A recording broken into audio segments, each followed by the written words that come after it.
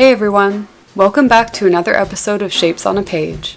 Today, we'll be taking a look at Tony Moore and some of the artistic influences in the comic book series Fear Agent.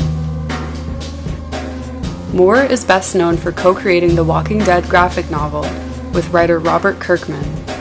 Moore drew the first 6 issues of The Walking Dead before Charlie Adler took over.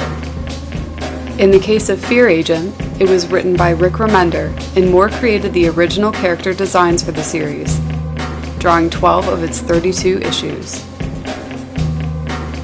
As a whole, Fear Agent is a love letter to the pulp science fiction, war, and Western comic books that were popular in the 50s and 60s. Many of Moore's art and design elements pay homage to a handful of great comic artists. Before we start showing some of the influences in the book, here's an anecdote from Matt about how his meeting Tony Moore inspired this video. When I was at a comic book convention a couple of years ago, I had a chance to meet Tony Moore. He wasn't listed on the website for the convention, so it was a surprise when I saw him sitting there drawing commissions and signing books. I got in line immediately. I had read some Walking Dead and a little bit of Fear Agent at this point, so I had a good idea of his art style. I thought his art in Fear Agent was especially unique. When I finally got to Moore, I asked him to sign a Fear Agent volume. I draw in my spare time and I liked Moore's style, so I thought I would ask him something about his art. I asked Moore what some of his artistic influences were. He said Jack Davis and Wally Wood. After he signed my book and I went home, I remembered these names. I looked up some of their artwork, and this is when I began to see how Moore paid homage to so many different artists in his work on Fear Agent. Now, let's explore the various artists whose styles are reflected throughout the pages of Fear Agent. The main character Heath's spacesuit design has some clear references to the sci-fi designs created by Wally Wood. You can especially see the resemblance in the look of the tubing going to the helmet. There's also a semblance of Wally Wood's artwork in the appearance of Heath's ship,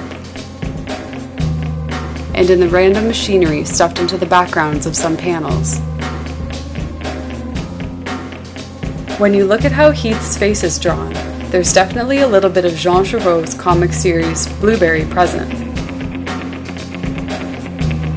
The influence of Blueberry is very apparent in the chapter Eye Against Eye, where the pages summon the atmosphere of the Western genre. Fear Agent as a whole has an element of gunslinging space western to it, a modernized tribute to an old comic style. In the chapter The Last Goodbye, Heath puts on some military garb, and you can see elements of the war comics from the 1950s. Heath chews on a cigar while he confronts his enemies with his comrades. The most obvious homages in Fear Agent are on some of the covers. Moore took the layouts of various covers he admired and used them with Fear Agent's characters and context. In the cover for Chapter 1, Moore references a famous cover by Frank Frazetta.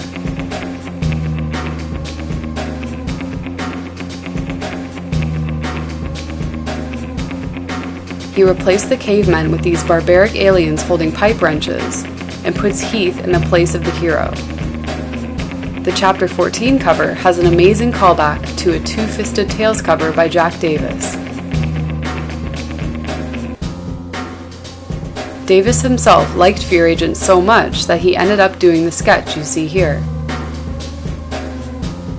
There's an important lesson in how Moore has paid homage to the great artists that came before him. Moore isn't a copycat. Rather, he's using what inspires him by appropriating the stylistic elements of others to the benefit of his own creativity. In any creative pursuit, one shouldn't be afraid to emulate those they're inspired by. When one does this, they're taking many lifetimes of artistic knowledge and using it to improve their own art, thus creating something new that someone else may be inspired by down the road. This passing of the torch helps immortalize the work of the artists of the past and gives others a gateway into creating their own worlds. Thanks for watching Shapes on a Page.